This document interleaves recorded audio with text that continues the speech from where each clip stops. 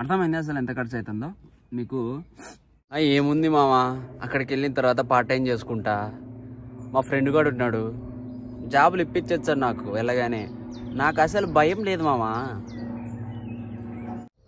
Hi అండి, అందరూ ఎలా ఉన్నారు?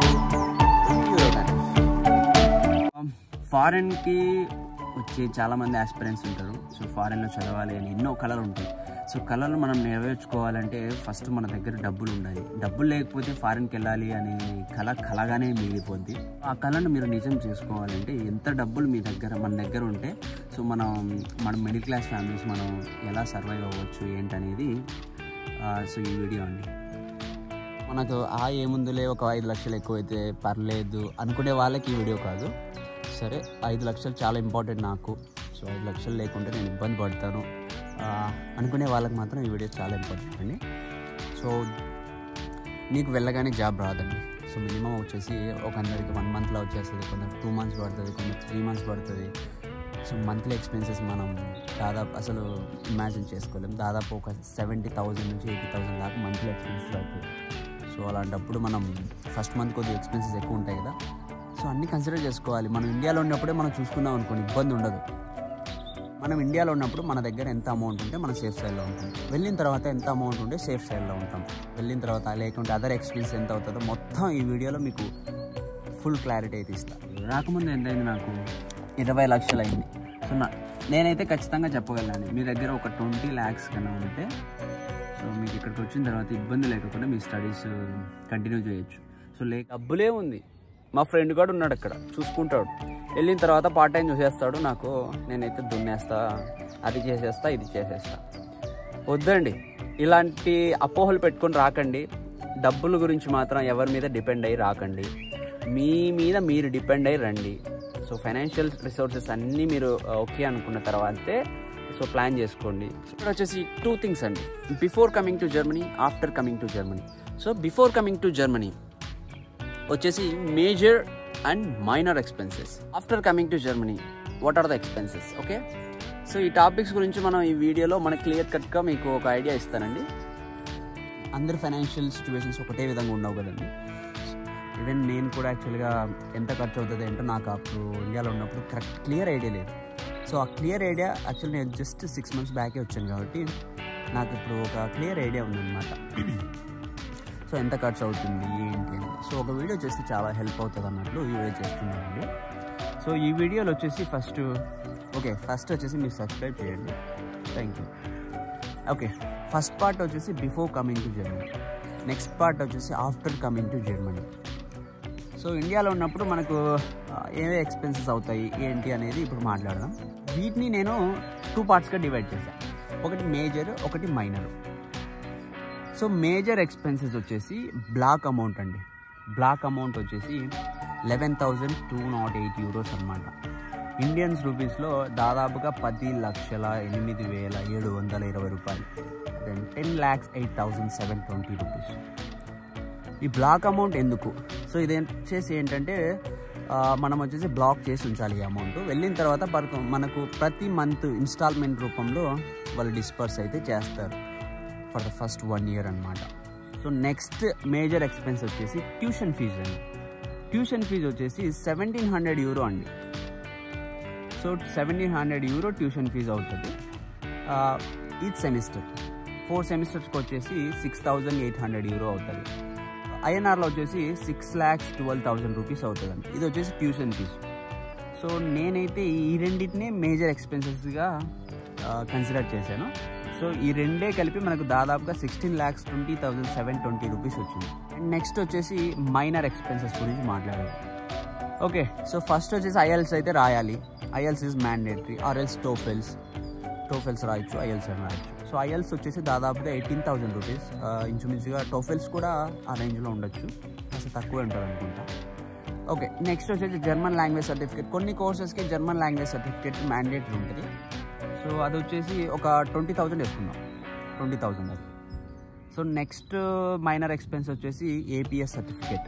సో ఏపీఎస్ సర్టిఫికేట్కి మనకు దాదాపుగా 18,000 నుంచి 20,000 పే చేయాలి. So let's consider 18,000. సో మీకు ఏపీఎస్ గురించి ఏమైనా ఫుల్ డీటెయిల్స్ కావాలంటే సో మన ఛానల్లో వీడియో చేశానండి ఏపీఎస్ గురించి. సో ఒకసారి చెక్ చేయండి. కావాలంటే. తర్వాత వచ్చేసి ప్లెయిన్ టికెట్ వచ్చేసి ఒక 60,000 వేసుకోండి. ఇంచుమించుగా ఇది ఎట్లా అంటే 60,000 నుంచి 80,000 దాకా ఉంటుంది. సో నేనైతే ఒక 60,000 వేసాను యావరేజ్గా. అండ్ నెక్స్ట్ వచ్చేసి గ్రాసరీస్ అంటే సో మనం ఇక్కడికి వచ్చే ముందరగా ట్రాలీస్ అంట, బట్టలు అంట, ఏదైనా ఫుడ్ ఐటమ్స్ అంట, సో ఇలాంటివన్నీ తీసుకుంటాం కదా. సో గ్రాసరీస్కి అయితే నేను ఒక 2 lakhs వేసాను. 2 lakhs ఇంచుమించుగా అవుతుందండి. 1.5 నుంచి 2 lakhs అయితే ఈజీగా అవుతుంది. సో నేనైతే అప్పర్ హ్యాండ్గానే 2 lakhs వేసాను. చూద్దాం. సో నెక్స్ట్ వచ్చేసి డార్మ్ ఫీజ్ అండి.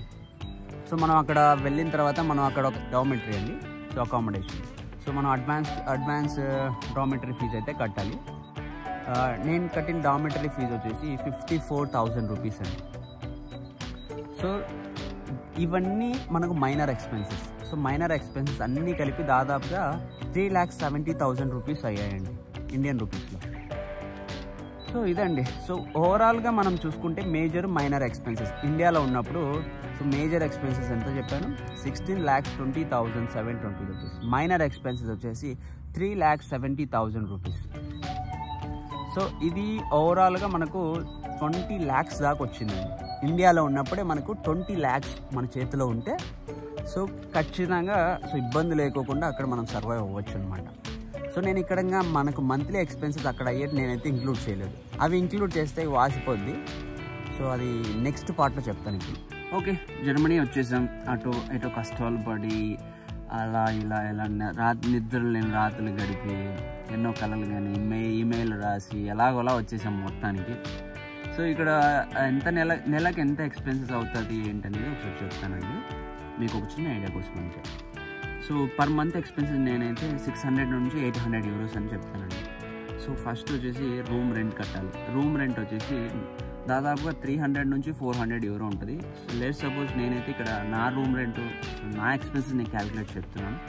సో ఆల్మోస్ట్ ఒక 80% సిమిలర్గా ఉంటుందండి ఆల్మోస్ట్ అన్ని స్టూడెంట్స్కి. రూమ్ రెంట్ వచ్చేసి 286 euros అండి.